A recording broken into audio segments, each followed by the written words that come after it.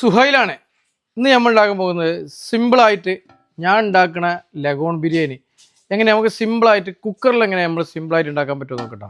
600 ഉള്ളി, 400 തക്കാളി, 100 പച്ചോള്, ചപ്പ് പുതിന 50-50, വെളുത്തുള്ളി പേസ്റ്റ് 3 ടീസ്പൂൺ, ഇഞ്ചി പേസ്റ്റ് 2 ടീസ്പൂൺ, ആവശ്യത്തിനുള്ള ഉപ്പ് ഇതെല്ലാം പാടെ നമ്മൾ ചെമ്പ് ഇടാം.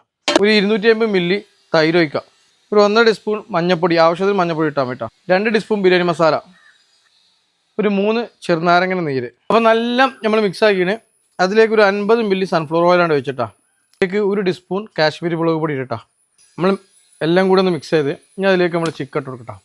ഇതാണ് സാധാരണ പറഞ്ഞ പോലെ തന്നെ 1 മണിക്കൂർ റെസ്റ്റിന് വെച്ചിട്ട് നമ്മളിത് കുക്കറിലിട്ട് കണ്ട് ഒരു 6 വിസിലടിച്ച് എടുക്കട്ടോ.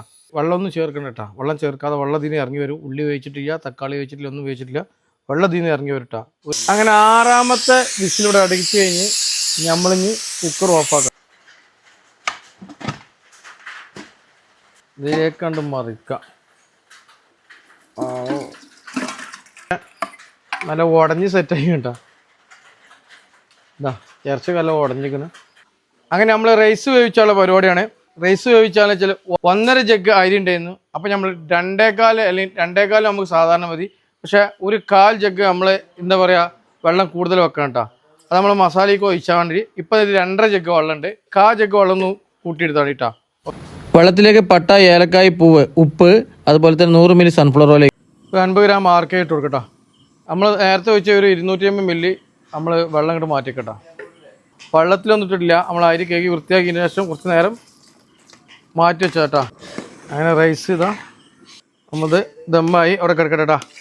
മൂടിയിടാം. 2 മിനിറ്റ് അവിടെ കിടന്നോട്ടെ. അതിന് നേരത്തെ മാറ്റി വെച്ച വെള്ളം ഇതിൽ കണ്ട് ഒഴിക്കട്ടോ. അപ്പോൾ ലഗോണിൽ ഏകദേശം ഒരു 80% വെന്തിക്കണ്. ബാക്കി നമ്മൾ ദമ്മിൽ ഒഴിക്കാം. അങ്ങനെ നമ്മളിതാ റൈസ് ഇതിന് മേലേക്ക് ഇട്ട് കൊടുക്കട്ടോ. കുറച്ച് പൊരിച്ച ഉള്ളി ഇട്ട് കൊടുക്കട്ടോ. ചണ്ടിപ്പരിപ്പ്, മുന്തിരി, ക്യാരറ്റ് എല്ലാം മൈദ ഇട്ടും ദമ്മ കേട്ടോ. ഒരു 5 മിനിറ്റ് ഈ ചെറിയ കണ്ണിലോട് നിൽക്കട്ടെ കേട്ടോ.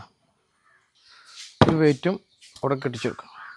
ഒരു 3/4 മണിക്കൂർ ഈ ദമ്മിൽ തന്നെ കിടന്നാൽ നമ്മൾ ബിരിയാണി പൊട്ടിച്ച് നോക്കട്ടെ. അങ്ങനെ 1 മണിക്കൂറിന് ശേഷം നമ്മളൊന്ന് പൊട്ടിച്ച് നോക്കട്ടെ.